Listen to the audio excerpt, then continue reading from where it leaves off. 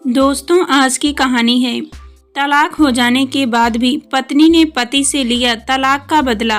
कहानी पसंद आए तो वीडियो को लाइक और सब्सक्राइब जरूर करना। शबनम अकेले ही एक टेबल पर बैठकर खाना खा रही थी और जावेद अलग टेबल पर। 5 सालों के बाद उनके चेहरों में कोई खास फर्क नहीं आया था। शबनम को खाते खाते कुछ याद आया और वह खाना छोड़कर जावेद के टेबल की तरफ बढ़ी। शायद उसे 5 साल पहले की कोई बात याद आई थी।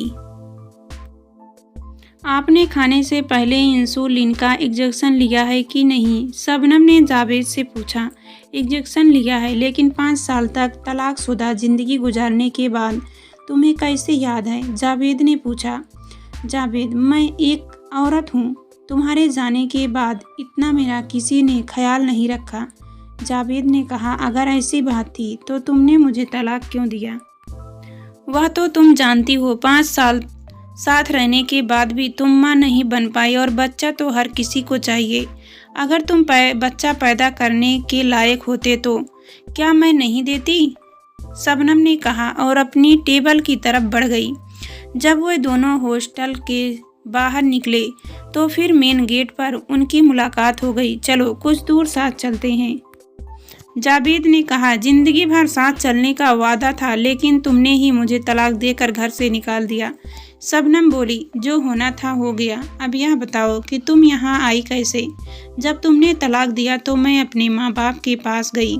वे इस सदमे को बर्दाश्त नहीं कर सके और 6 महीने के अंदर ही दोनों चल बसे।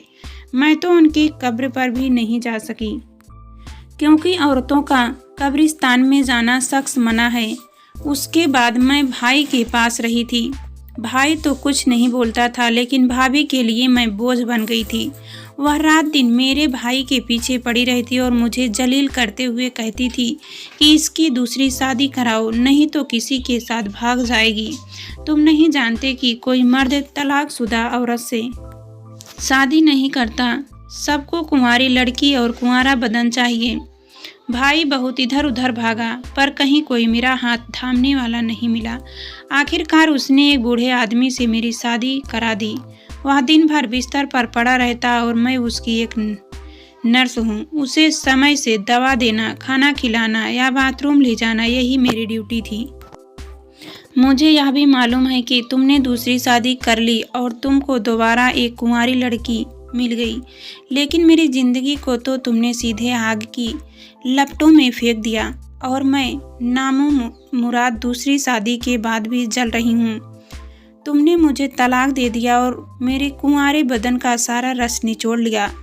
एक औरत की जिंदगी क्या होती है तुम्हें मालूम नहीं है। शबनम ने अपना दर्द बताया। उसकी आंखों में आंसू आ गए। वह रोते रोते पत्थर की बनी एक कुर्सी पर बैठ गई।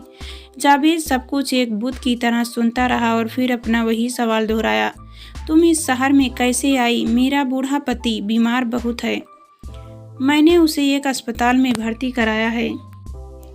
उसकी उम्र क्या है? जावेद ने पूछा। 70 साल से भी ऊपर है, शबनम ने जवाब दिया। फिर तो उम्र का बहुत फर्क है, जावेद बोला। जब शबनम वहाँ से उठकर जाने लगी तो जावेद ने आगे बढ़कर उसका हाथ पकड़ लिया और बोला, मुझे माफ़ कर दो। तलाक माफ़ी मांगने से नहीं ख़त्म होता है। तुमने मुझे तलाक देकर जैसे किसी ऊंची पहाड़ी के नीचे ढकेल दिया और मैं नरक में चली गई। और फिर शबनम अपना हाथ छुड़ाकर वहाँ से चली गई। दूसरे दिन जावेद शाम को उसी होटल के सामने शबनम का इंतजार करता रहा। वह आई और बगैर कुछ बोले ही होटल के अंदर चली गई। जावेद पीछे पीछे गया और उसके पास बैठ गया। दोनों ने एक दूसरे को देखा और उनके बीच रस्मी बातचीत शुरू हो गई। तुम्हारी मम्मी कैसी है? शबनम ने पूछा। ठीक है, अब वह भी काफ़ी बूढ़ी हो चुकी हैं। उनको मेरी याद तो नहीं आती होगी। मुझे 5 साल तक बच्चा नहीं हुआ तो उन्होंने मेरा तुमसे तलाक करा दिया, और तुम्हारी बहन जरीना को 7 साल से बच्चा नहीं हुआ तो कोई बात नहीं, क्योंकि जरीना उनकी अपनी बेटी है, बहू नहीं। चलो, जो होना था हो गया। यह हम दोनों का नसीब था। जावेद ने अफसोस जताते हुए कहा, नसीब बनाया भी जाता है और बिगाड़ा भी जाता है। अगर औरतों की सोच गलत होती है तो घर के मर्द एक लोहे की दीवार की तरह खड़े हो जाते हैं। वैसे औरतें ही औरतों की दुश्मन होती हैं। जावेद के पास इस बात का कोई जवाब नहीं था। वह होटल की छत की तरफ देखने लगा। फिर उसने बात को बदलते हुए कहा, क्या मेरी मम्मी से बात करोगी? हाँ, लगाओ फ़ोन, मैं बात कर लेती हूँ। जावेद ने अपनी माँ को फ़ोन लगाकर कहा, मम्मी, शबनम आपसे बात करना चाहती है। तौबा तौबा, तुम अपनी तलाकशुदा औरत के साथ हो? यह हमारे मजहब के खिलाफ है। मैं उससे बात नहीं करूँगी।